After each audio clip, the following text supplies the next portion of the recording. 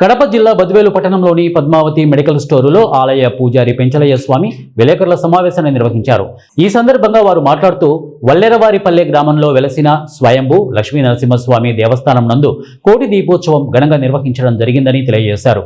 కార్తీక మాసంలో ఎంతో పవిత్రమైనదని, ఈ మాసంలో చేసిన ప్రతి చిన్న పని పెద్ద పుణ్యాన్ని కలగజేస్తుందని అన్నారు. ఇందులో భాగంగానే లక్ష్మీ నరసింహస్వామి ఆలయంలో ఏర్పాటు చేసిన కోటి దీపోత్సవం కార్యక్రమంలో జిల్లాలోని వివిధ నలుమూలల నుండి అధిక వేలాది మంది సంఖ్యలో భక్తులు పాల్గొని రుద్రాభిషేకం పూజా కార్యక్రమాన్ని తిలకించి ఆలయ నిర్వాహకులు ఏర్పాటు చేసిన దీప సామగ్రిని భక్తులు భక్తి శ్రద్ధలతో వెలిగించారు.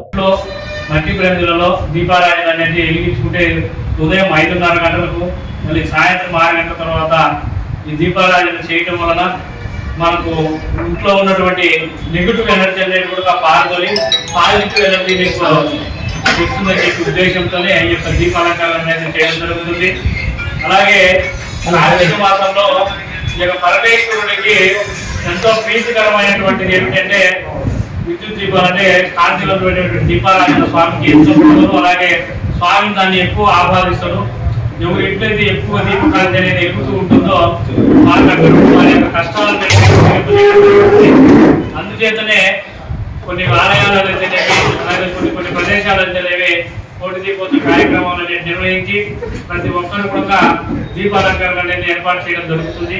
ఆ ఉద్దేశంతోనే మేము కూడా ఘనంగా చేయాలని చెప్పి గడిచిన 3 సంవత్సరాల నుంచి కూడా మేము అంగరంగ వైభవంగా నిర్వహిస్తున్నాము. ఈ యొక్క కోటి దీపోత్సవ కార్యక్రమం మేము నిన్నటి రోజున ఆశించడం కంటే ఎక్కువ కూడా మాకు భక్తులు పాల్గొని స్వామి యొక్క కృపకం, అలాగే వారి స్వామివారి ఆశీర్వాదాలు పొంది దీపోత్సవ కార్యక్రమాన్ని దిగ్విజయం చేశారు. నిన్నటి రోజున దిగ్విజయం చేసినటువంటి మా లక్ష్మీనరసింహ స్వామి కుటుంబ సభ్యులకు, నాతోటి మిత్రులకు, అలాగే నా కుటుంబ సభ్యులకి, ఎలక్ట్రిక్ మీడియాకి, ప్రింట్ మీడియాకు, ప్రతి ఒక్కరికి కూడా మేము పేరు పేరున కృతజ్ఞతలు